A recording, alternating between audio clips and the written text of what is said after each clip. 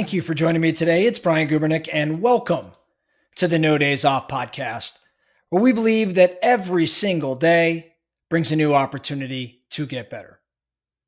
Cotality, which is a research firm formerly known as CoreLogic, Cotality just released some new data that I think every business owner in the real estate space and beyond should probably pay attention to.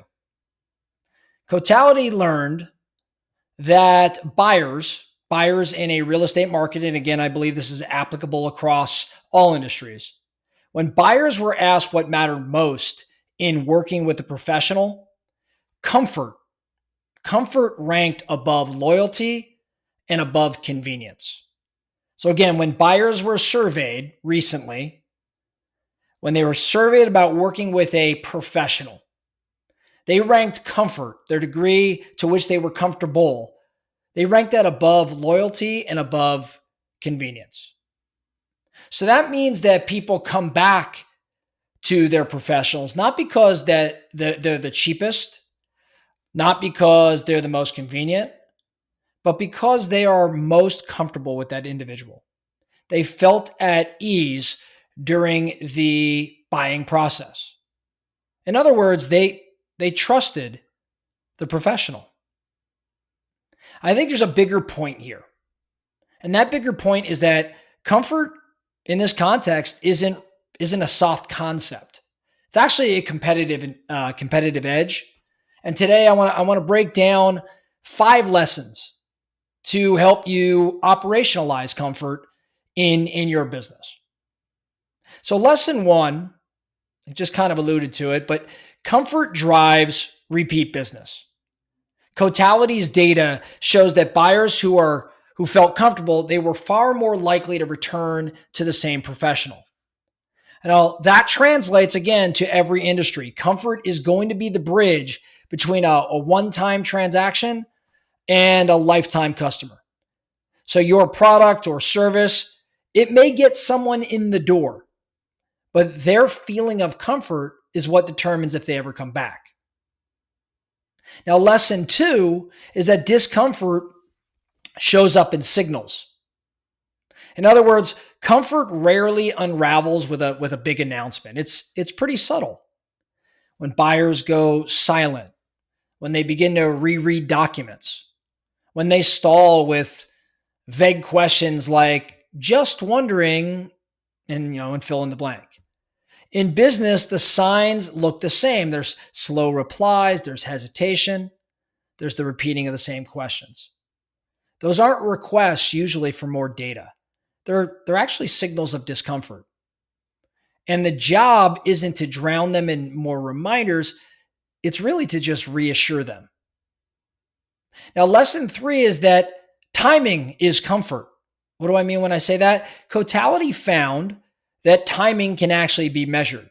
It can be measured through behaviors like content revisits or delays or slowing down. These are all measurements of time. In your business, timing is the difference between comfort and frustration. So do you step in just as the customer hesitates? Do you proactively check in at known points of friction? Comfort often depends less on the answer itself and more when you deliver it. Lesson 4, comfort can be designed, right? Like if we believe, as the data shows, that comfort trumps loyalty and convenience, we've got to be thinking tactically. And to me, that means, how do I design a more comfortable scenario or environment? Comfort can be designed. Most companies have a tendency to track conversion and revenue, but they don't track comfort. I think there's an opportunity there.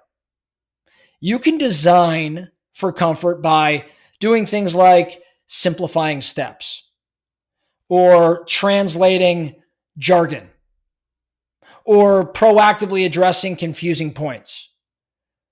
The key here, I think, is intentionality. Are you in your business building processes that make clients feel at ease, or are you leaving comfort to chance? I think when you analyze a lot of businesses, they don't think about comfort, so they probably are leaving it to chance. It can be designed. Lesson 5, and what I believe to be maybe the most important lesson of them all. At the heart of comfort is trust. Like if I ask you, hey, what makes your clients comfortable? What would make them more comfortable? How would you define or describe comfort or providing comfort to a client or in a relationship? When you start going a little deep, and I just recently did this with a group of mine, and I started asking questions, it almost always came back to trust. Again, at the heart of comfort is trust. Trust really rests on three pillars: authenticity, on logic, and on empathy. Authenticity, logic, and empathy. Authenticity: do people feel like they're interacting with the real you? Logic: do people believe in your judgment, your competence? And then empathy: do they feel you actually care about them? Now, when authenticity or logic or empathy breaks down, trust tends to wobble. And when trust wobbles, comfort disappears. So, high comfort environments are simply high trust environments, in my opinion. So, think around, maybe when you lost trust in the past with a client or a prospect, maybe there was a little bit of a lack of authenticity, or maybe there was a lack of logic, or maybe there simply wasn't the degree of empathy required. Again, high comfort environments are simply high trust environments. So, as we close up for the day, remember there's 5 lessons here. Number 1, comfort drives repeat business. Number 2, discomfort shows up in signals. Number 3, timing is comfort. Number 4, comfort can be designed. And number 5, trust, which is built on authenticity, logic, and empathy. It fuels all of it. So here's my action item for you as I leave here today. This week, audit your customer journey, but do it through 2 lenses. First, let's identify 3 friction points. 3 friction points where clients may lose comfort. Second, I want you to run a quick, let's call it trust diagnostic on yourself and your team. Where do you wobble, or does the team wobble? In authenticity, in logic, or in empathy? Pick one improvement for each of those. In today's environment, in today's market, comfort is no longer soft. It's not something we don't measure or target. We can actually design it. I think it can be one of the sharpest competitive edges that you can create today, and most people are not thinking about it. That's all I have for you today, the No Days Off podcast. Thank you so much for listening.